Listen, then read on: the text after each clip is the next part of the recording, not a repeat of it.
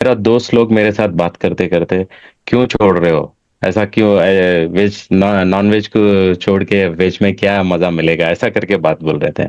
मैं एक ही बात बोला, एक दिन आप मेरे बात में ही आओगे, डेफिनेटली मेरे बात में ही आओगे, मेरे रूट में ही आप चलोगे करके ऐसे। मैं 5 जन को बोला, अभी 4 जन मेरे रूट में आ गए गुरुजी। ग्रेट। गुरुजी प्राणायाम तो वही जैसे पहले सोचते थे फिजिकल फॉर्म, वो क्या क्या चीज ठीक कर सकता है, साइनस ठीक करेगा, पैनक्रियाज के लिए, डायबिटीज ठीक करेगा, इतना ही पता था। डीप ब्रीदिंग करना है, इनहेल एक्सहेल। पर जो आपने दो बिंदु जो शिव और शक्ति का स्पॉट को जो रुकने के लिए जिसके लिए कहा है, शुरू में तो वो बिंदु भी समझ में नहीं आता था, पर जब आपने उसको डिटेल में गुरु जी समझाया ना, तो वो स्पॉट मुझे लगता है सबसे ज्यादा जो डिफरेंस मेरे में मुझे गुरुजी ऐसा लगता है। नमस्कार। गुरुजी मैं खुद एक योगा टीचर हूँ, पर मुझे आपसे मिलने से पहले लगा था कि इस आसन को होल्ड करना ही इट्स जस्ट योगा, बट जब मैं आपसे मिली तब मुझे पता चला कि सिद्धि क्या होती है। जैसे कि मैं पहले मतलब मैं खुद योगा टीचर हो करके भी कोई भी आसन को हाँ 4 मिनट 5 मिनट होल्ड करना, मतलब नॉर्मल सा आसन हो गया, बट मैं किसी भी आसन में 15 मिनट 20 मिनट नहीं होल्ड कर पाती थी। बट अब मेरा ये मानना है कि हम अगर कोई भी एक पर्टिकुलर आसन, वो सुखासन ही हो गया, वो चाइल्ड पोज ही हो गया, या फिर वो वज्रासन में होगा, उसमें लॉन्ग पीरियड में आप कितनी देर उसमें बैठ सकते हैं। आसन की बहुत खासियत है, और आसन जो आपने स्पेसिफिक बनाया है, उस आसन को आपने घर पे एक स्पेसिफिक जगह दी है। आपके घर में जैसे ड्राइंग रूम में कुछ चीजों को जगह दी गई है, बाकी जगहों पर सब जगह दी गई है ना, जैसे आसन ने भी आपके घर पे जगह बना ली। दूसरा, आपको जानकर आश्चर्य होगा, जब हम एक दिशा को पकड़ रहे हैं ना, तो हर दिशा का देवता है, हर दिशा का देवता है, और हर दिशा के में से जो तुमने दिशा चुनी है, उस दिशा के देवता को तुम्हारे से एक कनेक्टिविटी हो गई है। तो सभी साधकों को प्रणाम। आज के विषय प्रणाम को गुरुजी। आज के विषय को यहाँ से हम लोग शुरू कर रहे हैं। आज हम लोग जिस विषय पर चर्चा करने के लिए उपस्थित हुए हैं, वह साधना मार्ग के तीनों बहुत महत्वपूर्ण बिंदु हैं। पहला विषय है आसन, जिस पर हम लोग थोड़ी सी बात करेंगे। दूसरा विषय हम लोगों का प्राणायाम होगा, जिस पर हम लोग बात करेंगे। और तीसरा जो महत्वपूर्ण विषय है वो हमारा भोजन होगा। तो आसन जो है उसको थोड़ा सा हम लोग समझते हैं कि आसन दो परिप्रेक्ष्य में देखा जाएगा। पहला तो ये कि बहुत सारे लोग आज के समय में जब योग की बात होती है, तो वो ये समझते हैं कि हमने तमाम तरीके से अपने शरीर के ऊपर आसन के अभ्यास कर लिए और योग हो गया। लेकिन योग और बहुत गहरा विषय है। तो वह बिंदु गलत नहीं है जैसा उनका मानना है आसन को लेकर के, लेकिन जब साधना मार्ग के विषय में हम लोग आएंगे, तो वहां पर आसन का मतलब है कि वह ऐसी स्थिति जिस पर आप एक लंबी अवधि तक बैठ सकते हो, और बैठकर बिना हिले डुले आप अपने भीतर यात्रा कर सकते हो। क्योंकि हम जब ऐसी यात्रा पर काम करते हैं, तो हमारा मन तो ऑलरेडी इतना चंचल है, तो अगर हम शरीर को बहुत ज्यादा हिलाएंगे डुलाएंगे तो मुश्किल होगी। तो पहला जो कॉन्सेप्ट है वो आसन का साधना मार्ग पर जब बात होगी तो यही आएगा कि हम जब बैठें तो हम एक लंबी अवधि तक बिना हिले डुले बैठ सकें।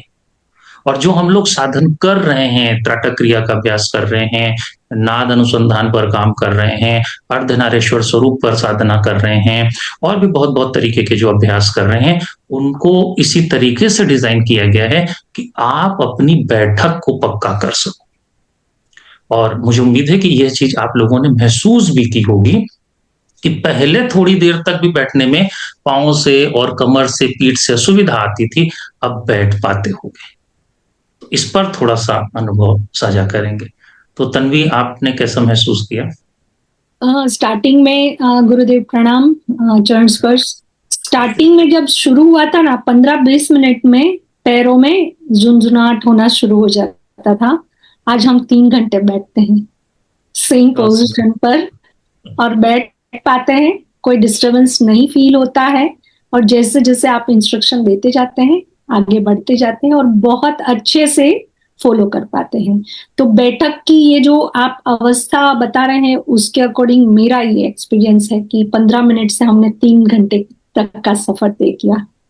तय किया, बहुत बढ़िया। शशिधर, आप क्या कहेंगे आसन पर? हाँ, गुरुचरण कमलेभ्यो नमः। गुरु जी प्रणाम। तो मेरा एक्सपीरियंस था, तो पहले भी मैं साधना करता था। तो मेरा पुरानी साधना में जब मेरा डिस्कम्फर्ट हो रहा था, मंत्र जाप करते जब आसन में थोड़ा डिस्कम्फर्ट हो रहा था, समटाइम्स वो मंत्र जाप नहीं कर पा रहा था, समटाइम्स वो डिस्कम्फर्ट बैठने में हो रहा था, ज्यादा देर बैठ नहीं पा रहा था। तो बीच बीच में वो गहरी में नहीं जा पा रहा था। तो आप आसन का विधि बताए थे, वो क्रम क्रम में पार्ट्स पार्ट्स में वो इम्प्रूव होने लगा। मेरे को अभी जाप करने में दिक्कत नहीं है, मेडिटेशन का इम्प्रूवमेंट ज़्यादा हो गया है। वो आसन पोजीशन पोस्चर करेक्शन हो गया है, एंड वो डिस्कम्फर्ट भी ज़्यादा रिड्यूस हो गया है। पहले वो स्प्रिंग नीडल जैसा वो ब्लड सर्कुलेशन का प्रॉब्लम आ रहा था नीचे बैठने में, वो आसन पोजीशन में। वो आसन का विधि बताई थी, वो पूरा परफेक्ट पोस्चर करेक्शन और गहरी जाने में बहुत इम्प्रूवमेंट बताया था। वेरी गुड एक्सपीरियंस इसमें था। इसमें एक चीज और कहेंगे, आसन जो हम लोगों का आसन है, जो अष्टांग योग की जब बात करेंगे तो यम नियम आसन प्राणायाम प्रत्याहार धारणा ध्यान और समाधि जो है, वहां पर जब आसन का जिक्र आ रहा है तो वह हमारे शरीर की फ्लेक्सिबिलिटी को ठीक करने के लिए है।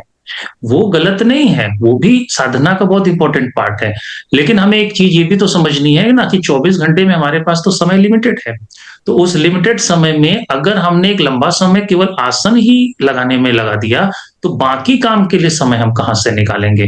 तो हमको आसन को लेकर के इस लेवल पर सिर्फ काम करना है कि अगर हमको कहीं पाँव में कोई असुविधा आ रही है, कुछ आ रही है, तो कुछ उससे रिलेटेड पोस्चर्स हम अपने लिए चूज कर लें। लेकिन हम पूरा बड़ा सा सिलेक्शन उस एरिया का अगर लेंगे तो बाकी काम के लिए हमारे पास समय की जरूर कमी होगी। और आसन की सिद्धि होना बहुत जरूरी है, क्योंकि जब तक आप अपने शरीर को बिना हिलाए डुलाए एक लंबी अवधि तक नहीं बैठ पाओगे तो आप अपने गहरे में जाओगे कैसे? और ये बैठने से ही सिद्ध होता है। तन्वी हमारे लोगों के साथ में है, ये योगा इंस्ट्रक्टर हैं और आसन के ऊपर इनकी बड़ी कमांड है। ये कानपुर से हैं। हाँ तान्या बोल। जी गुरुजी नमस्कार। गुरुजी मैं खुद एक योगा टीचर हूँ, पर मुझे आपसे मिलने से पहले लगा था कि इस आसन को होल्ड करना ही इट्स जस्ट योगा। बट जब मैं आपसे मिली तब मुझे पता चला कि सिद्धि क्या होती है। जैसे कि मैं पहले मतलब मैं खुद योगा टीचर हो करके भी कोई भी आसन को 4 मिनट 5 मिनट होल्ड करना मतलब नॉर्मल सा आसन हो गया, बट मैं किसी भी आसन में 15 मिनट 20 मिनट नहीं होल्ड कर पाती थी। बट अब मेरा ये मानना है कि हम अगर कोई भी एक पर्टिकुलर आसन, वो सुख आसन ही हो गया, वो चाइल्ड पोज ही हो गया, या फिर वो वज्र आसन में होगा, उसमें लॉन्ग पीरियड में आप कितनी देर उसमें बैठ सकते हैं।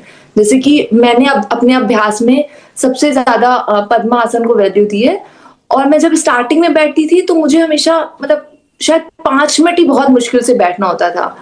तो मुझे अब इसमें पता चला कि मैं सिद्धि तभी प्राप्त कर सकती हूँ किसी भी आसन में जब मैं उसमें बैठूंगी, उसमें काम करूंगी। और वो सिद्धि ऐसे नहीं प्राप्त होगी कि मैं किधर कहीं गई हूँ और फिर वो फ्लेक्सिबल, क्योंकि उसमें काफी लंबा समय देना पड़ता है। अब आपने मुझे कुछ मेडिटेशन के अभ्यास दिए, कुछ ध्यान के अभ्यास दिए, उसमें बैठती हूँ तो उसमें तब खो जाना होता है, फिर वापस आना होता है, फिर अपने आप को स्थिरता में लेके आना होता है। तो इसी तरीके से मैंने समझा कि आसन में सिद्धि प्राप्त करके ही आप किसी चीज में आगे बढ़ सकते हैं। जी बढ़िया। अभी आसन का एक और रहस्य है, अभी उस पर भी बात करेंगे। एक बार सोमू को सुनते हैं। हाँ सोमू, आपका कैसा अनुभव रहा? प्रणाम। बस प्रणाम गुरुजी आपको। गुरुजी मैं जब स्टार्टिंग में ज्वाइन किया था ना, तो मैंने सोचा था कि आप जैसे बिठा दोगे और जैसे बिठाया बस करना है, पर 15 मिनट भी नहीं होते थे और पैर में जैसे टिंगलिंग टिंगलिंग हो रहा है और बैठा नहीं जा रहा। अभी ध्यान है ना कहीं और, जो आप युक्ति बताते थे उसमें तो होता नहीं था, पैर में दर्द हो रहा था। तो आपने क्या बोला जब मैंने आपसे फोन पे बात किया, बस यू कीप ऑन डूइंग, आप करते रहो, आपका धीरे धीरे वो सब चला जाएगा। और अभी मैं बता रही हूँ ना, नो हिप जॉइंट जो अकड़ जाता था, उठा नहीं। अभी मैं थर्सडेज को जब मेरी छुट्टी होती 7 to 11 o'clock तक बैठ पाती हूँ। 7 बजे से 11 बजे तक एक जगह पे बैठ जाती हूँ, मुझे कुछ हिप जॉइंट में दर्द नहीं होता कुछ। और ध्यान भी अच्छा लगता है, मतलब जैसे होता है ना, बैठे बैठे एक, जैसे आप बोलते हो स्पाइन स्ट्रेट रखना है, स्पाइन स्ट्रेट रख के जिस तरह से बैठती हूँ ना, तो अब ऐसे लगता है मन भी सोच भी सब एकदम स्लो डाउन हो रहा है, सब शांत हो रहा है, ऐसा मुझे वो अनुभव होता है गुरुजी। एक चीज और आसन पर हम कहेंगे आप लोगों से। पहली चीज तो ये है कि हमको कुछ 3-4 आसन को समझ लेना है जिनको हमें अपनी प्रैक्टिस में रखना ही रखना है, जो ध्यान से रिलेटेड है। ध्यान से रिलेटेड आसन में हमारा सिद्धासन आता है, पद्मासन आता है, वज्रासन आ जाता है, गोमुखासन आ जाता है, सुखासन आता है। हम लोग क्या करते हैं कि अमूमन किसी भी एक पोस्चर को बहुत रेगुलर प्रैक्टिस में नहीं लेते हैं। हमको इन ध्यान के किसी भी आसन का सिलेक्शन करके इसको रेगुलर प्रैक्टिस में लेना बहुत जरूरी है, क्योंकि जब हम इसकी रेगुलर प्रैक्टिस करेंगे तो हमारी बॉडी उस आसन के लिए धीरे धीरे अपना सेटअप सेट करने लगेगी। शुरुआती दौर में हो सकता है कि हमको पाँव में झुनझुनी आए, नॉर्मल है, कुछ ऐसा नहीं हो जाएगा कि पाँव कहीं बाहर निकल जाएगा, लेकिन वो आकर फिर सेटल कर जाएगी। इसकी एक अवस्था ऐसी भी आती है कि आपको लगेगा कि पैर इतना सुन्न हो गया कि मुझे उसका एहसास भी नहीं हो रहा। बैठते रहोगे, प्रैक्टिस करते रहोगे, धीरे धीरे ये भी सारी असुविधा निकल जाएगी।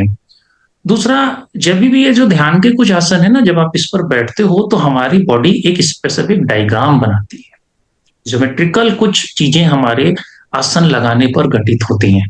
वो ज्योमेट्रिकल डायग्राम में अगर हम पद्मासन की बात करें, तो यदि कोई व्यक्ति फाइनेंस से रिलेटेड या इस अर्थ एलिमेंट पर कुछ असुविधाओं को देख रहा है, तो वो जितना ज्यादा समय पद्मासन पर लगाएगा उतनी जल्दी चीजें उसकी सॉल्व हो जाएंगी। यदि कोई व्यक्ति कोई विशेष प्रॉब्लम को अपनी लाइफ में देख रहा है और उसको सोल्यूशन कहीं नहीं मिल रहा है, वो एक नियम बना करके लगभग 45 मिनट का समय अपनी दिन भर की जो भी दिनचर्याएं हैं उसमें कहीं पर भी शामिल करके पद्मासन अगर लेना शुरू कर देगा तो ऑटोमेटिकली उसकी बहुत सारी चीजें सॉल्व हो जाएंगी। और पद्मासन को अगर आप गौर से देखेंगे तो पद्मासन में डिफरेंट डिफरेंट तरीके के ट्रायंगल्स बन रहे हैं।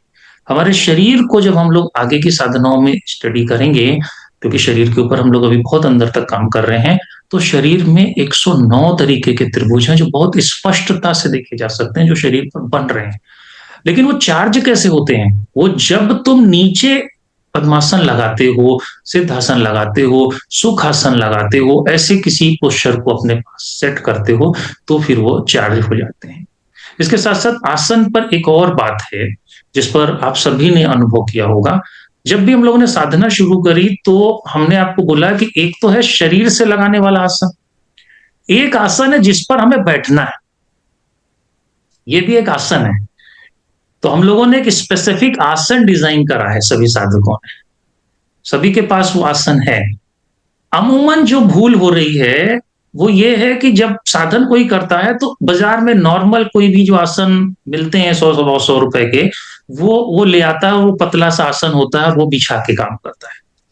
जब आप इस स्पेसिफिक आसन पर बैठते हो तो आप प्रॉपर तैयारी के साथ हो, और इस आसन पर बैठकर जिन जिन लोगों ने ये अनुभव किया हो कि हम जब अपने आसन पर बैठते हैं तो मामला दूसरा है, और जब हम यूं ही कहीं बैठते हैं तो मामला दूसरा है, कुछ लाइनें इस पर जरूर हम सुनना चाहेंगे। तन्वी। यस, आपने जो बताया कि इस तरह का आसन बनवाइए और उसके ऊपर बैठिए, सामान्य में ये होता है कि हमारा ध्यान कभी लगता ही नहीं है सेट जेन्युइनली। क्योंकि हमने अब आपके साथ आपके गाइडेंस में कई समय से प्रैक्टिस की है, तो वो हमारा आसन भी स्पेशल हो गया है। तो उस स्पेशल आसन में आपका आशीर्वाद जुड़ा हुआ है, तो उसी आसन में जो ध्यान लगता है, जो युक्तियां आप देते जाते हैं, जो आप प्राणायाम योग करवाते हैं, वो प्रॉपर वे से होते हैं। और जिस दिन उस पर नहीं बैठे, कोई भी वजह से कहीं और बैठना हुआ, ट्रैवलिंग में रहे, तो उस दिन काम वही होता है पर डिस्कम्फर्ट होती है। ये बहुत बहुत गहरी बात है, क्योंकि आपके आसन की बहुत कीमत है ना। और जब भी आपको गहरे में जाना है, आप ये एक्सपीरियंस करेंगे कि आपको बहुत मेहनत नहीं करनी है, आप अपने आसन पर बैठ जाइए, अपने आप वो लेकर चल देगा। क्योंकि अगर हमें बहुत गहरे में उतरना है तो हमें स्पेसिफिक तरीके से जाना होगा। तान्या, आप भी कुछ कहोगे इस पर, जब आप अपने आसन पर बैठकर ध्यान करते हो? जी गुरुजी, इसमें बहुत बड़ा डिफरेंस है। जब मैं अपने आसन पे बैठती हूँ, मुझे लगता है उसमें कुछ एनर्जी है, कोई ऐसी पावर है जो मुझे इंस्टेंटली शांत करती है। मतलब कि जैसे कि मैं किसी और आसन में बैठती हूँ, ऐसा नहीं कि ध्यान नहीं होता है, पर उसमें बैठने से मेरा ध्यान जल्दी लगता है। मतलब कि मेरा मन जल्दी शांत होता है, मैं जल्दी उस आसन को करके अपना ध्यान की अवस्था में पहुंच पाती हूँ। और इसमें एक और रोल भी प्ले करता है कि मैंने एक दिशा बना के रखी है कि मैं नॉर्थ की तरफ ही वो करूंगी और उस तरफ, तो उसका भी बहुत इम्पैक्ट पड़ता है मेरे ऊपर कि मैं कहीं पर भी ऐसे बैठ जाऊं कि मैं साउथ की तरफ नॉर्थ, तो ये मेरा एक मेजर रोल प्ले करता है कि मैं आसन में बैठी हूँ और मैं कौन सी दिशा में बैठी हूँ। और मैं कोशिश यही करती हूँ कि अगर मेरे पास आसन नहीं मौजूद है तो मैं वो दिशा में भी बैठ पाऊँ। तो ये मेरा पर्सनल एक्सपीरियंस है। बिल्कुल सही है। तन्वी, दिशा को लेकर भी आपने कुछ नोटिस किया? यस, 100%। जेन्युइनली क्या होता है, जब भी मैं मेडिटेशन के लिए बैठती हूँ ना, मैं घर पे हूँ तो मैं रेगुलर, मुझे पता है कि नॉर्थ ईस्ट का हमें पकड़ के रखना है। पर जब बाहर जाते हैं तो वहां पे पता नहीं होता रात दिन में कि सूर्योदय और सूर्यास्त कहीं हो रहा है, तो मैं कंपास ओपन करके फिर से दिशा देखती हूँ एंड फिर बढ़िया। उसके अकॉर्डिंग बैठती हूँ, ऐसे ही करती हूँ गुरुजी। बैठती हूँ। मैंने ये तय कर लिया है। और जेन्युइनली आज मेरा एक एक्सपीरियंस डेफिनेटली शेयर करूंगी। मैं रोज आपके 5:30 6:30 के इस सेशन के बाद 6:30 से 7:30 का योगा सेशन हम लोग अटेंड करते हैं। तो अब तक वो है ना, वेस्ट की ओर फेस रख के, हमारा फेस वेस्ट की ओर रह रहा था। गुरुदेव, आज आपकी कृपा से पता नहीं कैसे अंदर से हुआ, आज चेंज करना है ईस्ट की ओर फेस रख के। तो आज ही सबको चेंज करवाया। सब वेस्ट की ओर देख रहे थे, आज ही चेंज करवा के सबको ईस्ट की ओर फेस करवा दिया है तो ये दिशा बहुत मैटर करेगी। बहुत मैटर करती है, क्योंकि मुझे ये साधना में अनुभूति होती है कि मैं वहां बैठती हूँ तब मुझे कुछ अलग ही अनुभूतियां होती है। तो मैंने आज सबका योगा चेंज करवाया, 15 लोगों का एक ही साथ ईस्ट की ओर फेस करवा के। बहुत सुंदर, बहुत सुंदर। सोमू, आपने कुछ दिशा पर और आसन पर अनुभव किया? गुरुजी, शुरू में तो ना आसन नहीं बनवाया था, आप हमेशा जोर देते थे ना कि बैठक करना है, आसन बहुत इंपॉर्टेंट है, आसन का इंपॉर्टेंस आप बहुत बार है ना बताया करते थे। तो शुरू में बनाया नहीं था, 3-4 महीने बाद फिर जब मैंने बनाया ना, तो गुरुजी इतना ज्यादा डिफरेंस है ना, मुझे लगता है सभी को फर्क ऐसा दिखता होगा, लेकिन मुझे तो ऐसे लग रहा था ना कि जैसे ये आसन है ना, जैसे अपने को उससे प्यार हो गया गुरुजी। बैठो और वो कनेक्शन इधर लग जाता है एकदम। मतलब अभी ट्रिप पे भी जाके आई हूँ ना, तो मुझे और कुछ तो क्या मिस हो रहा था, पर मुझे मेरा आसन ही उधर मिस हो रहा था। ईस्ट डायरेक्शन तो शुरू से, ये जो बोल रहे हैं ना तन्वी भी कि कंपास से चेक कर रहे हैं, तो वहां पे भी ईस्ट डायरेक्शन पे तो कर रहे हैं, पर फिर भी है ना जो कनेक्शन जो लग रहा है ना, वो अभी भी मैं गुरुजी आपके साथ आज हूँ ना, तो मैं आसन पे बैठ गई। मैंने सोचा इतना बड़ा अटेंड कर रहे हैं, पर आसन में ना डायरेक्ट कनेक्शन लग जाता है गुरुजी। बहुत बढ़िया। मतलब मुझे ऐसा बहुत बहुत बहुत ज्यादा जरूरी है आसन होना, है ना, जो इतना समझ नहीं था स्टार्टिंग में, वो बहुत ज्यादा इम्पोर्टेंट है। शशिधर, आपका कैसा रहा आसन और दिशा? गुरुजी, हमारे साधक लोग बोले हैं वो सब सही है, actually similar kind of experience है। तो पहले यहाँ पे मैं साउथ इंडिया का हूँ, तो यहाँ पे ना ट्रेडिशनली एक वुडन का स्टूल जैसा होता है 2 इंच वाला, वहाँ उसके ऊपर बैठ के आसन बिठाते हैं and will do all the puja करते हैं उसके ऊपर ही। पहले मैं साधना भी वैसे ही करता था। आप आसन बनवाए थे, ऐसा बनाओ, ऐसा ऐसा तरीका बताए थे, वो एक्चुअली इतना प्रीशियस है वहाँ पे एक ही लोकेशन में बैठने का। मैं एक ही बात बोलता हूँ उसका, एक हम टेम्पल में जाके बैठ के एक एनर्जी फील करते हैं ना गुरुजी, सिमिलर काइंड ऑफ एनर्जी हम फील करते हैं उसके ऊपर बैठ के। अभी कुछ हम दूसरा काम करते रहते हैं वो आसन के बगल में, आसन पे बैठने के बाद वो पूरा गायब हो जाता है, पूरा एनर्जी पूरा डिफरेंट हो जाता है। कितना गहरी में एक क्वेश्चन कॉमन पूछते हैं, अगर सबने अनुभव किया हो तो थम्स अप का साइन उठाना, ठीक है?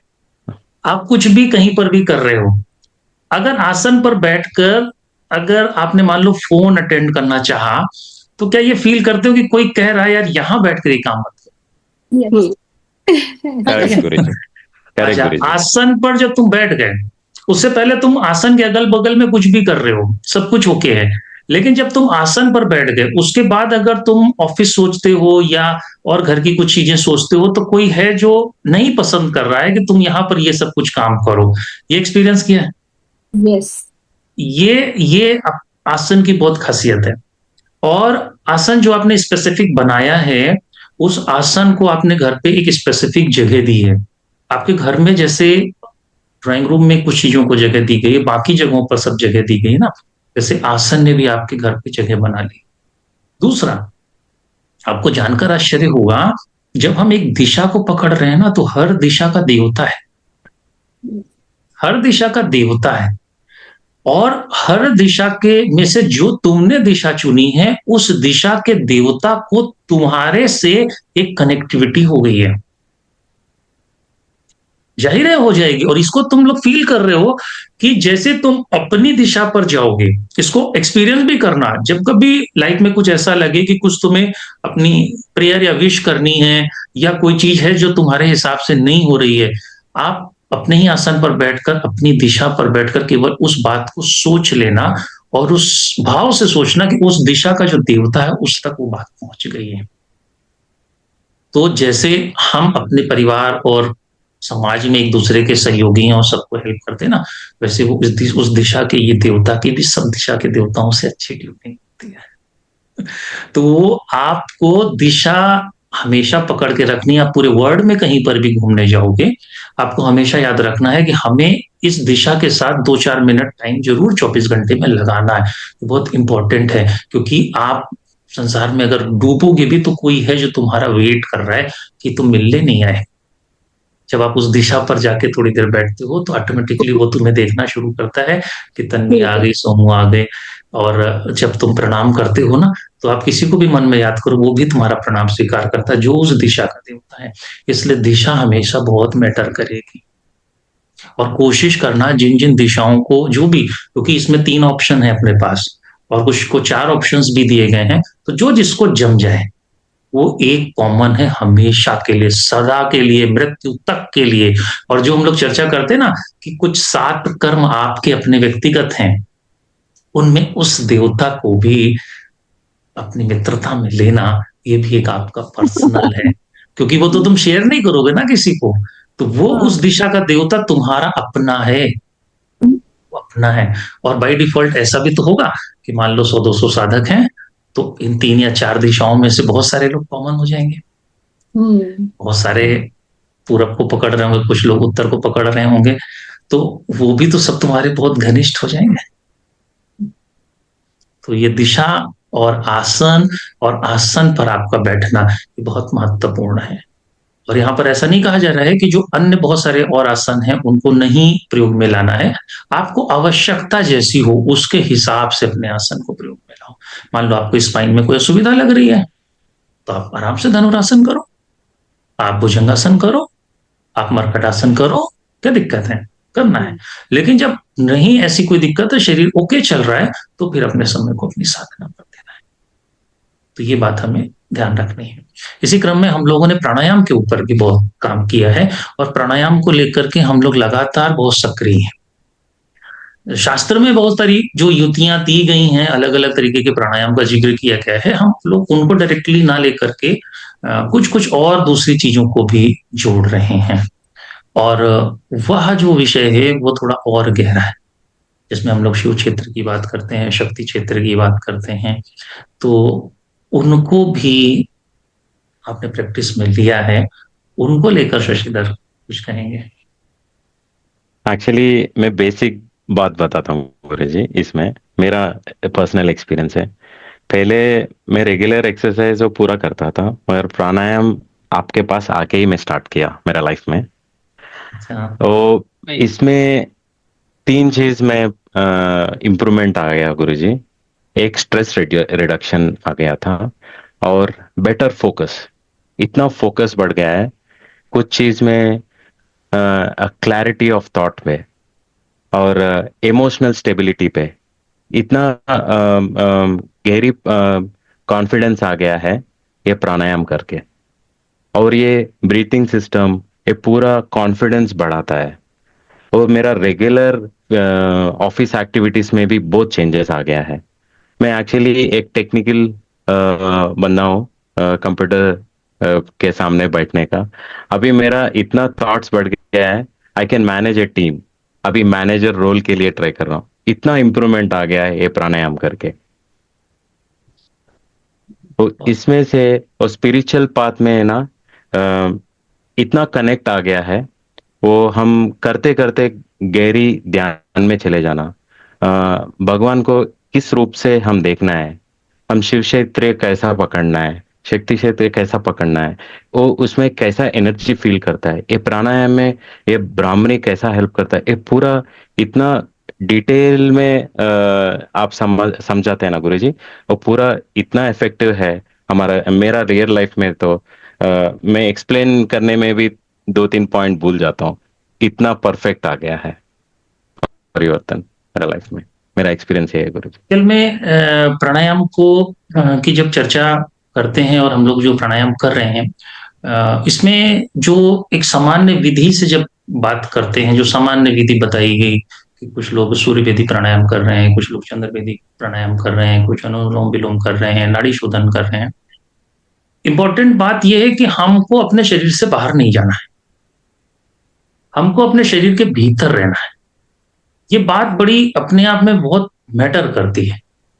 और अगर आप अपने शरीर से बाहर चले गए तो आप कुछ भी कर रहे हो तो उसकी जो आपको उपलब्धि है, लाभ है ना, वो काफी घट जाएगा।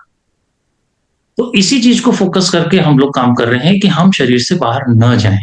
और जब हम शरीर के बाहर नहीं जाएंगे तो हमें अपने मन को कुछ काम देना पड़ेगा। तो आपके मन को कुछ जेन्युइन काम एक रिसर्च की तरह दिया गया है, और उसको करते हुए आपको निश्चित बहुत अच्छे अनुभव आ रहे होंगे। तो तन्वी कुछ कहिए उस विषय पर। जब प्राणायाम की प्रैक्टिस होती है ना, तब जेन्युइनली क्या होता है कि रेगुलर रूटीन इतनी लाइफ हेक्टिक होती है, घर बच्चे अपने वर्क स्केड्यूल बहुत बिजी रहता है। पर जब प्राणायाम का मैटर मैं कह सकती हूँ कि जब वो होता है ना, तब कोई नहीं होता है कहीं भी। हाँ, ये बात सही, क्योंकि अंदर वहां पर कुछ खोज है, आपको कुछ काम दिए गए हैं जो आपको करके रखने हैं, और जैसे जैसे वो करते चले जाओगे तो तुम अपने को किसी और लेवल। और साथ में ये भी होता है कि जब आपने आसन का भी बोला ना, तो आसन पे बैठे होते हो और कोई डिस्ट्रैक्शन आता है ना, तो उसे भी अच्छे से बता देते हैं कि प्लीज थोड़ी देर के लिए अवे रहो। और जेन्युइन एक और चीज, जब ये थोड़ा मजाकिया बात है पर फिर भी मैं शेयर करना चाहूंगी। जब मैंने आसन बनवाया ना, आपने कहा था उसके बाद, तो मैंने बच्चों को और मेरे पतिदेव को बताया था कि इस आसन पे आप किसी को नहीं बैठना है, ये मेरे लिए है। तो पतिदेव ने कहा था हाँ, राजरानी के लिए आसन बनाया गया है, क्योंकि घर का आसन भी गद्दी वाला ही है, जो मंदिर में बैठते हैं वो वाला भी। पर यस, ये आपका स्पेशल है, इसीलिए हम नहीं टच करेंगे भाई। सो इन दिस कि मैंने उसे, ये बिल्कुल सत्य है। देखो, साधना मार्ग में कुछ चीजें आपकी अपनी व्यक्तिगत होनी चाहिए। आपके पास क्या ऐसा है जो आपका व्यक्तिगत है? तो अगर एक जनरल हाउसवाइफ से पूछा जाए ना, तो या अपने भारत की जो फीमेल्स हैं उनसे पूछा जाए, तो उनके पास कोई भी ऐसी चीज व्यक्तिगत नहीं है। लेकिन जब आप साधना के मार्ग में हो तो कुछ आपके पास अपना व्यक्तिगत होगा, तभी तो उसके सहारे से कुछ वह जो आपको व्यक्तिगत रूप से अपने लिए ही सिर्फ करना है, जो दूसरे के लिए नहीं हो सकता, उसकी तरफ आपकी सोच जाएगी। तो आसन उसमें एक बहुत व्यक्तिगत रोल अदा कर रहा है। आपकी दिशा बहुत व्यक्तिगत है आपकी, उस दिशा पर कोई भी कुछ भी अधिकार रखने की बात करे, कुछ भी करे, वो करता रहे। आपकी जो है वो अपनी है, उस दिशा से आपका कम्युनिकेशन अपना है। इसी तरीके से जो प्राणायाम के अभ्यास है, उनमें जो आप खोज कर रहे हो वो सब आपकी अपनी व्यक्तिगत है। तो तानिया, कुछ आपका अनुभव? गुरुजी, प्राणायाम को ना पहले मैं ऐसे देखती थी कि ये एक फिजिकल है कि आपके लंग्स को क्लीन कर देगा, आपकी पेट की समस्या को दूर कर देगा, कपालभाति से भी आपका कॉन्स्टिपेशन। पर आपसे जुड़ने के बाद या फिर सेशंस ज्वाइन करते करते मुझे पता चला ये तो हमारी प्राण ऊर्जा को मतलब एक्टिवेट भी कर रहा है और उसमें ताकत भी दे रहा है, क्योंकि बहुत सारी चीजें एक ऐसे तल से जुड़ी हुई है और अगर हमने उसमें ताकत नहीं दी, उसमें एनर्जी नहीं दी, तो हम लोग हिल जाते हैं। कभी भी लाइफ में कोई प्रॉब्लम आती है तो मतलब मैंने भी देखा है कि अगर हमारी सबसे पहले प्राण बिगड़ती है, ब्रीदिंग ऊपर नीचे, पैनिक अटैक में सबसे पहले यही होता है कि हमारा ब्रीदिंग खराब हो जाता है, हम लोग बहुत लंबी गहरी गहरी लंबी लंबी सांसें लेने लगते हैं, समझ नहीं पाते। तो यहाँ मैंने समझा कि कुछ तो कनेक्शन है प्राण का हमारे अंदर के तल से। फिर अगर इस पे काम करना स्टार्ट किया तो समझ में आया कि यही एक तल है जिससे हम अपने आप से ज्यादा कनेक्ट कर पाएंगे, क्योंकि इसमें ही हम अपने आप को देख पा रहे हैं, यही श्वास जा रही है आ रही है, ये कनेक्शन बैठ रहा है अपनी बॉडी से अपनी सोल का। ये मुझे एक महसूस हुआ। पहले मुझे जो महसूस होता था वो था कि बस एक अपनी बॉडी को क्लींजिंग करने के लिए वो एक एक्टिविटी है। एक्चुअल में प्राणायाम के बारे में एक चीज मैंने भी ये मेरा एक अनुभव रहा है साधकों के साथ का, कि बहुत सारे साधक प्राणायाम करने में बचते हैं, उन्हें बोर भी लगता है कि ये मैं क्या करूं, क्योंकि आपके मन को तो उसमें रस नहीं लग रहा है। लेकिन जब आप वहां खोजना शुरू करते हो और आप इस फिजिक्स को समझ रहे हो, इस साइंस को, कि ये जो इनहेल और एक्सहेल के बीच का डिस्टेंस है ये हमें बढ़ाना है, ये कुछ और करेगा, हम जहां से टच कर रहे हैं उधर इनहेल के पॉइंट पर, जहां एक्सहेल के पॉइंट पर टच कर रहे हैं, तो इस जो टच को हम फील करेंगे तो हमारी बॉडी के अंदर कुछ होगा। जब आपको वहां पर ये भी जानकारी है कि यहाँ पर कुछ एक स्पेसिफिक एरिया है जो शिव से जुड़ा हुआ है, कुछ स्पेसिफिक एरिया है शक्ति से जुड़ा हुआ है, तो ऑटोमेटिकली आपके अंदर एक सोच आ गई, क्योंकि हम लोगों का एक विशेष समर्पण है भगवान शिव के साथ, माता रानी के साथ। और जब इस सत्य को आप जान करके इस क्रिया पर काम करते हो कि आप अपने सांस के इनहेल और एक्सहेल में आप भगवती और शिव को कहीं समझ रहे हो और उनके साथ आप कनेक्ट होने की तरफ जा रहे हो और ये वहां पे हेल्प कर रहा है, तो फिर आप इसको दूसरे तरीके से करना शुरू करते हो, तब फिर ये मैकेनिज्म नहीं रह जाएगा, ये फिर आपकी स्पिरिचुअल जर्नी का एक प्रोसेस बन जाएगा। और जैसे जैसे आप प्राणायाम को अच्छे से करना शुरू करोगे और आप अपने भीतर के शिव और शक्ति क्षेत्र को समझोगे, प्राण शक्ति आपके भीतर ज्यादा जाएगी, तो इससे क्या होता है, इससे जो हमारा मन है ना उसको बल मिलता है, और जब मन को ताकत मिलेगी तो ये खुराफात या डिस्टर्बेंस नहीं करेगा। और इसके बाद अगले लेवल पर कहीं जाकर हम धीरे धीरे आत्मा के बल को भी बढ़ाते हैं, यानी कि जो हमारा कनेक्शन नहीं है अपनी आत्मा के साथ, और उस कनेक्शन में जो ये मन और ये जो हमारी इंद्रियां बाधा बन रही हैं बैरियर के रूप में, कि वो रोक रही हैं वहां तक जाने से, ये रुकावट मिटने लगेगी, तब तुम अपने भीतर आत्मा की शक्ति को बढ़ाओगे। और हमें अपनी आत्मा के बल को बढ़ाना पड़ेगा, क्योंकि आत्मा ही को तो मुक्त होना है, ये तो शरीर को तो जलना ही है एक दिन, तो उसके बल को कैसे बढ़ाया जाए, उसमें यह युक्ति बहुत सहयोग करती है ना। तो सुमो, आपका कैसा रहा अनुभव प्राणायाम के साथ? गुरुजी प्राणायाम तो वही जैसे पहले सोचते थे फिजिकल फॉर्म, वो क्या क्या चीज ठीक कर सकता है, साइनस ठीक करेगा, पैनक्रियाज के लिए, डायबिटीज ठीक करेगा, इतना ही पता था। डीप ब्रीदिंग करना है, इनहेल एक्सहेल। पर जो आपने दो बिंदु जो शिव और शक्ति का स्पॉट को जो रुकने के लिए जिसके लिए कहा है, शुरू में तो वो बिंदु भी समझ में नहीं आता था, पर जब आपने उसको डिटेल में गुरुजी समझाया ना, तो वो स्पॉट मुझे लगता है सबसे ज्यादा जो डिफरेंस मेरे में, मुझे ऐसे लगता है ना गुरुजी, जो बहुत मुझे लगता है मेरे सोच को भी उसने जो स्थिर किया, वो मुझे लगता है वो जो स्पॉट को पकड़ना, टच करना था ना और उधर रहना, उसमें मेरे में बहुत ज्यादा डिफरेंस आया गुरुजी। तो ये चीज हमेशा आज चर्चा में भी ये ध्यान रखनी है कि जो हमारी सांस चल रही है, ये चलती हुई सांस साक्षात भगवती है। अगर अपनी चलती हुई सांस को आप सांस ना समझिए, भगवती समझ लीजिए, तो मजा आ जाएगा। Oh my God. ये सोच अपने भीतर रखनी। अच्छा, जो ये साधना का ये जो पूरा कार्यक्रम है, ये यात्रा है, इस यात्रा में भोजन भी हमारे लिए बहुत महत्वपूर्ण हो जाता है। भोजन को लेकर भी हमने समय समय पर बहुत सारी बातें करी, आप लोगों ने भी बहुत सारे अनुसंधान किए हैं, और शास्त्र तो बहुत विधिवत तरीके से भोजन के ऊपर बोलता है कि जो साधना मार्ग के व्यक्ति हैं, तो दो तरीके के व्यक्ति को अगर हम कैटेगराइज करें, तो एक है जिन्हें संसार के अंदर बहुत सारे काम करने हैं, तो उनको भोजन दूसरे तरीके से रखना पड़ेगा। जिनको अध्यात्म की यात्रा पर जाना है, अपनी इनर जर्नी पर जाना है, तो उन्हें अपने भोजन को बदलना पड़ेगा। तो भोजन को लेकर के हम लापरवाही नहीं कर सकते हैं। तो भोजन को लेकर के हम लोगों ने बहुत चर्चा की। तो शशिधर, तुम क्या समझते हो भोजन को लेकर, कुछ विषय बताओ। ऑनेस्टली बात करना बोले तो मैं पहले नॉन वेजिटेरियन था, तो आपका सानिध्य में आके मैं सात्विक बन गया पूरा कंप्लीटली। वो एक्चुअली दिक्कत हो रहा है घर वालों के साथ, बट एक्चुअली मेरा स्पिरिचुअल जर्नी इतना बढ़ गया है, इसमें माइंड प्यूरिफाई करता है। मेरा बॉडी डिटॉक्सिक हो गया है, मैं अभी लाइट फील करता हूँ। एंड मेरा ध्यान में बैठने का और रेगुलर कंसिस्टेंसी हमारा साधना प्रक्रिया में वो कंसिस्टेंसी ज्यादा मिल गया है ये भोजन के लेके। और हम ध्यान में बैठते जब, अभी कुछ 8 सब्सटेंस का है, जब ध्यान में हम गहरी नहीं जा पाते। अभी आप सात्विक भोजन के लिए आप इतनी विधि बताई थी, ऑलमोस्ट मैं 80% विधि में चेंज कर दिया था, वो पूरा मेरे उसमें आ गया है। तो ध्यान ऐसा बैठता है, आप ऐसा क्षेत्र में आप ऐसा फील करना है करके आप मन में सोचते हैं, वो एक्चुअली वो स्पॉट रीच हो सकते हैं हम ये भोजन को लेके।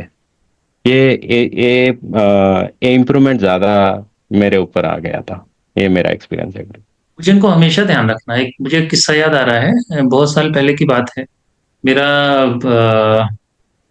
बड़ौदा के पास कोई एक नर्मदा तट पर जाना हुआ। तो वहां पर मुझे पता चला कि मेरी थोड़ी सी जिज्ञासा रहती है कि कोई भी साधक या कोई कहीं साधना चल कर रहा है तो जरा मैं मिलने जाऊं। तो मैं जिनसे मिलने गया था, तो वो नर्मदा तट पर हम 3 जने बैठे हुए थे। तो वहीं पर एक और युवा बैठे थे। तो हम लोग की तीनों लोगों की बात हो रही थी ऐसे ही। तो मैंने पूछा, ये तो तट बड़ा पवित्र है, इसके आसपास तो बहुत सारे लोग साधना में कुछ ना कुछ कर रहे हैं और बहुत गोपनीयता से कर रहे हैं, तो वो बेल्ट है भी ऐसी। तो जो एक दूसरा व्यक्ति बैठा था, तो उसने कहा कि हाँ, मेरे जो महाराज हैं वो 14 वर्षों से मतलब इधर आए नहीं हैं। तो मैंने कहा, अरे यार, तुम मेरे को मिलवाओ उनसे। तो उन्होंने कहा, ठीक है, अभी वो प्रसाद के लिए उठे होंगे, तो अभी चलिए, तो मुलाकात हो जाएगी। तो मैं पहुंचा, तो पगडंडी, गांव में जैसे नहीं खेतों के अंदर, तो पहाड़ी की पगडंडी थी, कोई ठीक रास्ता नहीं था। तो पगडंडी से चलते हुए करीबन 1 किलोमीटर हम लोग चलते चले गए, नर्मदा जी के किनारे किनारे। तो मैं पहुंचा वहां पे, तो महाराज जी पेड़ के नीचे बैठे हुए थे। तो मैं पहुंचा, मैंने प्रणाम किया। तो पहला पहला पहली लाइन उनकी क्या थी, मतलब मैंने उन्हें प्रणाम किया, उन्होंने ना मुझे मेरा नाम पूछा, कहाँ से आए हो ये भी नहीं पूछा। और बस वो जो व्यक्ति गया था, उन्होंने बोला कि ये आपसे मिलना चाहते हैं। तो वो बैठे हुए थे अपनी कुर्सी पे। तो उन्होंने पूछा कि भोजन कैसा है आपका, तो ही हम कुछ बात कर सकते हैं। तो मैंने कहा, नहीं, भोजन ठीक है, सात्विक है। कि हाँ, तो फिर बात करते हैं। मतलब पहली लाइन नाम नहीं पूछा, कुछ और नहीं पूछा, पहली लाइन पूछी भोजन। इसी तरीके से मेरा गिरनार जाना हुआ। तो मैं अकेले गया था, मैं किसी काम से, एक मंदिर का कुछ काम था, उसके काम से उदयपुर गया। फिर वहां से मेरे को लगा कि गिरनार चलते हैं, दर्शन करके आते हैं दयालु जी के। तो मैं गिरनार पहुंचा। तो मैं पहले आश्रम पर जहां गया, तो वहां 2 महाराज बाहर बैठे हुए थे। तो मैंने कहा कि महाराज, मुझे स्नान करने के लिए थोड़ा सा कमरा दे दीजिए, और मेरे को ऊपर यात्रा करने जाना है, रात्रि में वापसी बस से चला जाऊंगा। तो उन्होंने क्या पहला प्रश्न पूछा कि पिछले यात्रा से तुम आ रहे हो, तो कितने दिन से यात्रा पर। तो मैंने कहा, हो गया 3-4 दिन। दूसरी लाइन, भोजन कैसा है। मैंने कहा, हमारा सात्विक है। फिर एक दूसरे बैठे थे, कि प्याज लहसुन तो खा ही लेते होगे। हमने कहा, नहीं महाराज, यात्रा में भी नहीं खाया है। कहते, तो आओ, जाओ, अंदर हॉल है, वहां जाके विश्राम कर लो और नहा धोकर रेडी हो जाओ। यानी कि भोजन को सब जगह बहुत महत्व दिया जा रहा है, क्योंकि जैसा हमारा अन्न होगा वैसा ही हमारा मन होगा। और अन्न और मन, अब हमें तो चूंकि अपने मन पर ही तो अनुशासन करना है, क्योंकि प्रथम पीड़ा तो मन से ही हो रही है ना। हर व्यक्ति मन से परेशान है, शरीर से तो कोई परेशान है नहीं। और शरीर से अगर आप परेशान होते हो, तो आपके पास बहुत सारे लोग हैं जो आपकी मदद कर देंगे, डॉक्टर हैं, परिवार वाले हैं। लेकिन तुम मन से अगर परेशान होते तो तुम्हारी कोई मदद नहीं कर पाता, तुम्हें अपने ही लिए कुछ व्यक्तिगत सोल्यूशन ढूंढना पड़ता है। और उसको अगर ठीक करना है और अपने ध्यान की गहराइयों में जाना है तो भोजन बहुत मैटर करेगा। तो भोजन को लेकर हमें बहुत ध्यान देना है। तन्वी, आपका कैसा रहा भोजन के साथ? भोजन के साथ दो तीन अनुभव है। एक तो ट्रैवलिंग बहुत हो रहा है, मैया के तक पहुंचाने के लिए मुझे बाबा ने धक्का दिया है। हाँ। ऐसा हुआ कि मेरी ट्रैवलिंग जो हुई है वो 11 ज्योतिर्लिंग की हुई, और लास्ट ज्योतिर्लिंग जब रामेश्वर हुआ उसके बाद मैं आपसे जुड़ी, राइट। तो लास्ट दिवाली में जाना हुआ था, और उसके बाद मैं 27 नवंबर को आपके साथ जुड़ी गुरु कृपा से, और तब बाबा का दर्शन करके आई, और उसने मैया की ओर धकेला, मतलब आपकी ओर लाया। तब से मैं अलग अलग शक्तिपीठों के दर्शन कर रही हूँ। तो ये दोनों चीजों में ये हुआ। ट्रैवलिंग में जो भोजन है वो जो जगह पे जाते हैं, डेफिनेटली कोई रेस्टोरेंट में नॉन वेज वेज दोनों बनता है, कोई जगह पे इंडिविजुअल होता है, पर ऑटोमेटिकली मेरे फैमिली में सब सात्विक है, पर प्याज लहसुन डेफिनेटली खाते हैं, पर बाकी नॉनवेज कभी नहीं टच किया है और नहीं खाया है। तो उसकी वजह से बच्चे भी प्रिफर करते हैं कि वेज हो वहां पे खाया जाए। जहाँ पे दोनों मिक्स मिल रहा है वहां नहीं जाना है, उसके मुंह सिकुड़ जाते हैं वहां पे। तो बहुत सुंदर। यस, फैमिली के साथ ही ये हो गया कि फैमिली ही प्रेफर करती है कि जहां सिर्फ वेज, भले ही सादा मिल रहा है, नहीं शायद टेस्टी लगे ये भी चलेगा, पर जहां पे वेज मिल रहा है वहां प्रेफर करो, वरना मत खाओ। घर का जो भी लेके चले हो वो खा लेते हैं। पर ये भोजन के साथ हुआ है, और उसकी वजह से एक और चीज, कहीं पे कुछ एनर्जीज ऐसी फील होती है कि वहां पे खाने का पसंद नहीं आ रहा है, तो उस टाइम वहां खाना स्किप कर देते हैं।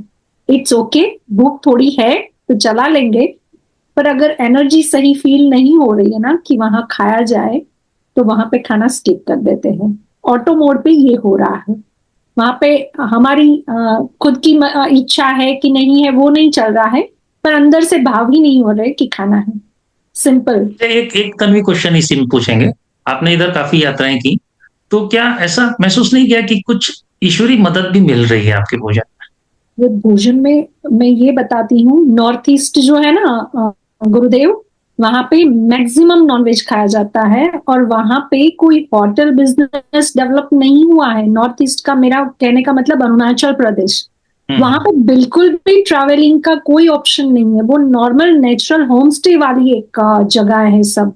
तो हम जहाँ होम स्टे में भी रहते हैं ना, जिस दिन हम ये कहते हैं ना कि हम वेजिटेरियन है, प्योर वेजिटेरियन खाने में, तो वो लोग अपना खाना भी वेज बनाते हैं, और वेज मिला भी है। वरना लोग मतलब हम डरे हुए थे हर जगह पे, जब 20 दिन का ट्रैवल था बाय कार का, तो वहां पे हमें ये लग रहा था कि हमें वेज फूड मिलेगा भी या नहीं, तो हमने बहुत क्वांटिटी में फूड साथ में रखा था, जिसकी वजह से कहीं दिक्कत वेज फूड की ना आए।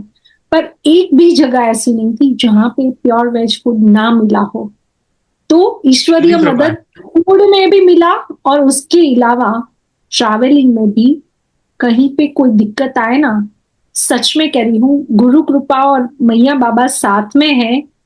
अंदर वो कहते ना, पेट, गुजराती में कहते पेट का पानी ना हिलना, मतलब डर ना लगना, कोई चिंता ना होना, और कोई भी अंदर से डाउट ना होना कि क्या होगा क्या नहीं, क्योंकि हमने लैंडस्लाइडिंग के साथ भी दिन बिताया है। हमारी नजरों के सामने लैंडस्लाइडिंग हो रही है, हमारी कार इधर खड़ी है, हम आगे जाए पीछे जाए समझ नहीं आ रहा है, पर ईश्वरीय मदद मिलती है। एक जगह का अनुभव शेयर कर देती हूँ, आपने ईश्वरीय मदद का कहा तो। आगे लैंडस्लाइड हुई थी, एक की गाड़ी फंस गई थी, पानी में बहने लग गई थी। उस टाइम निकाला गया उसको वहां से बाहर, हमें रिटर्न होने को बोला गया, तो रिटर्न हो रहे थे। आगे लैंडस्लाइड हुई, फोग का माहौल होना शुरू हो गया था, पीछे भी लैंडस्लाइड हुई, हमारी कार बीच में चौक, और 4 साढ़े 4 का टाइम था। वहां पे जो रोड कंस्ट्रक्शन टीम होती है 5 बजे के बाद घर चली जाती है, वो मदद के लिए नहीं आती है। और लैंडस्लाइड का मतलब ऐसा था कि पेड़ है ना लटक रहा था उसकी जमीन के साथ, सिर्फ थोड़ा और बारिश हो जाए ना तो गिर के सीधे कार पे आए। तो ऐसी सिचुएशन में ना बच्चों के मुंह से चूचा हुई है, उसको डर ही नहीं था किसी भी चीज का, उसको फर्क ही नहीं पड़ रहा था कि इस माहौल क्या है, आगे क्या होगा और कैसे बचेंगे, क्या होगा। वो चिंता के बिना वो बच्चे भी हमारे साथ थे, हम भी इतना सुकून में थे कि ईश्वर देख लेगा, हमें चिंता करने की जरूरत नहीं है। जेन्युइनली 15-20 मिनट 30 मिनट हो गए, कोई फर्क नहीं रहा था वहां पे। अचानक जो रोड वालों ने हमें भेजा था वापस, वो लोग ही आ गए, क्योंकि वो भी वापस जा रहे थे, और वो लैंडस्लाइड क्लियर हुई और हम आराम से नीचे जा पाए। वरना पता नहीं था कि कैसे रात गुजरी, क्योंकि वहां पे 2 फीट के आगे कुछ दिख ही नहीं रहा था गुरुदेव। फोग ही इतना था कि कार को ऊपर से कुछ आए वो तो कैसे पता चलेगा अगर 2 फीट का ही कुछ नहीं दिख रहा है तो, राइट। तो ऐसी सिचुएशन में भी ईश्वर की मदद ऐसी थी कि कहीं कोई खरोश किसी को नहीं आई है। 3 बार पंक्चर भी हुए, अलग अलग टायर में, 3 टायर में, फिर भी सेफली हर जगह से निकल के आए हैं। तो मैया और बाबा तो एक्चुअली आपने जैसे कहा ना सास के साथ, तो वो सास के साथ जब हो तो वो देख लेते हैं, जाना है तो वो ले जाएंगे, रखना है तो वो रख दिया। ठीक बात। तो ये जब आप साधना करेंगे ना तो ये कृपा तो बराबर देखना। सोमो भी अभी बाहर से ही घूम के आए हैं, क्या रहा अनुभव? गुरुजी मेरा तो जैसे अभी आपने कहा ना, जैसा अन्न वैसा मन, मम्मी शुरू से ना यही कहा करते थे, छोटी थी तो सात्विक भोजन तो मेरा शुरू से ही था।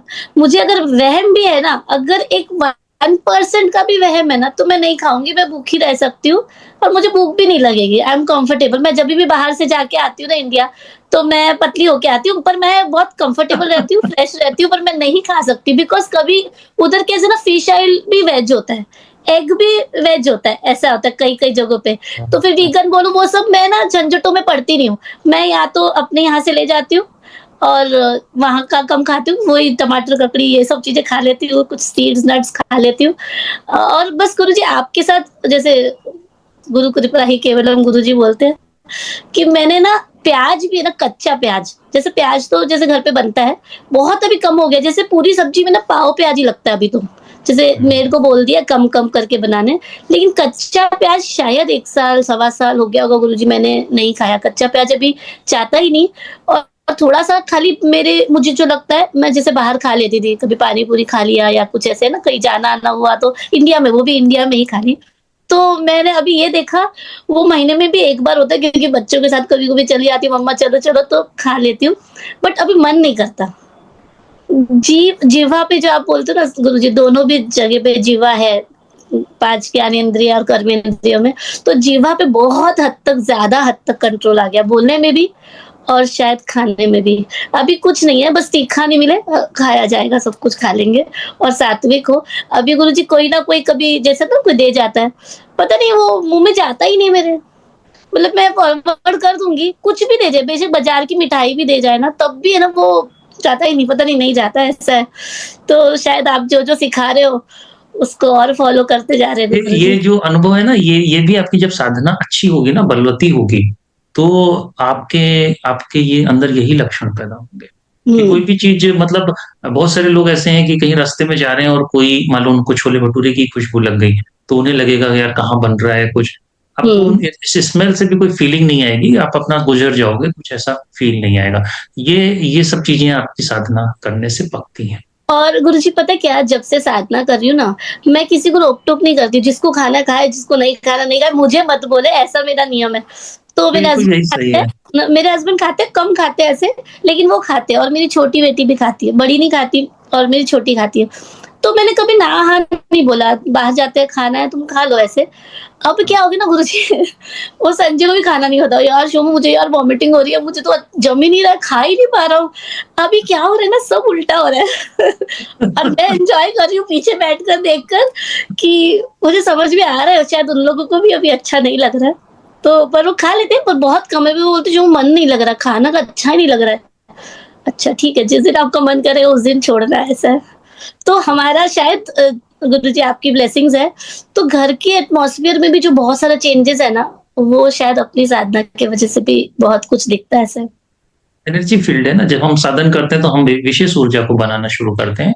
कल रात हाँ। वाली साधना में जो हम लोगों ने विषय को समझा था ना, एक एनर्जी कैसे बाहर आती है और जब तुम सांस रोकते हो या कोई मंत्र चैंट करते हो कैसे तुम्हारी तरफ आकर के इकट्ठा होती है। तो अगर ये फंक्शन कहीं पर भी हो रहा है, और ये तो हो ही रहा है जब से आप साधन कर रहे हो, लेकिन रियलाइज कैसे करना, उसका एक इमेज कल दयालु जी महाराज की कृपा से मेरे सामने से गुजर गया, तो मैंने फट से उसको ग्रुप में शेयर किया। तो ये अनुभूति इसी तरीके से जुड़कर चलती है।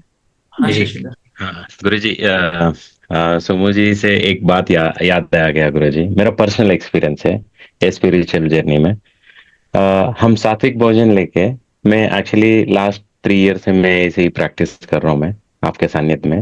मेरा दोस्त लोग मेरे साथ बात करते करते, क्यों छोड़ रहे हो, ऐसा क्यों, वेज नॉन वेज को छोड़ के वेज में क्या मजा मिलेगा, ऐसा करके बात बोल रहे थे। मैं एक ही बात बोला, एक दिन आप मेरे पाथ में ही आओगे, डेफिनेटली मेरे बात में आओगे, मेरे रूट में ही आप चलोगे करके। ऐसे मैं 5 जन को बोला, अभी 4 जन मेरे रूट में आ गए गुरुजी। ग्रेट। ये एक्चुअली बहुत बड़ा एक्सपीरियंस है गुरुजी। आप एक गाइडेंस में आप बोल रहे थे एक सेशन में, हम पॉजिटिव कौन सा फील करते हैं, एग्जैक्टली हमारा एटमॉस्फेयर भी वही सेम फील करता है करके आप बोल रहे थे। तो वो एक्चुअली करेक्ट है गुरुजी, गुरु कृपा ही केवल। ये चीज आप ध्यान रखो सब लोग कि जैसे आप साधन कर रहे हो, आप किसी को मत बोलो। हम लोग अपने सेशन में कभी ये नहीं कहते, और हम तो बहुत क्लियरली कहते हैं कि अपने हस्बैंड को भी ज्यादा इन्वॉल्व मत करो, बच्चों को इन्वॉल्व मत करो, तुम काम करो केवल। और बस जैसे जैसे तुम्हारी एनर्जी अच्छी होती चली जाएगी, ये सब ऑटोमेटिकली उसी में ही आएंगे, क्योंकि बाकी जो चीजें हैं, क्योंकि इनकी भी तो सोल वही कुछ ढूंढ रही है ना, जिस तरफ तुम चल पड़े हो। तुम जहां चल रहे हो, ये मान लो एक बर्थ के बाद ही जाएंगे, लेकिन कुछ तो प्रिपरेशन आपसे लेकर जाएंगे।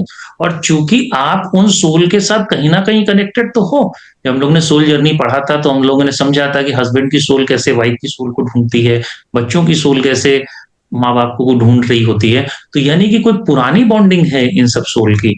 तो अगर आप इस जर्नी पे हो तो यकीन रखना बहुत पॉजिटिव इम्पैक्ट सब पर पहुंचेगा। और इस इम्पैक्ट को आप ऐसे भी देख पाओगे कि बच्चे कहीं बाहर भी आपके पढ़ने जाएंगे और कुछ जॉब में जाएंगे कहीं, आप यहाँ पर साधन करोगे वो वहां संभले रहेंगे।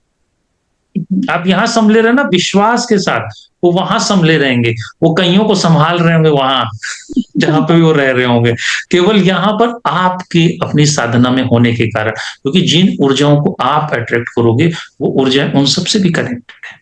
तो ये सब आपस में, ये जो अनुभव सोमू ने बोला, तन्वी ने बोला कि बच्चों का सपोर्ट मिला, शशिधर ने बोला, तो ये बहुत कॉमन बात है, ये एक्सपीरियंस की बात है। तानिया आपका क्या अनुभव रहा मुझे के साथ?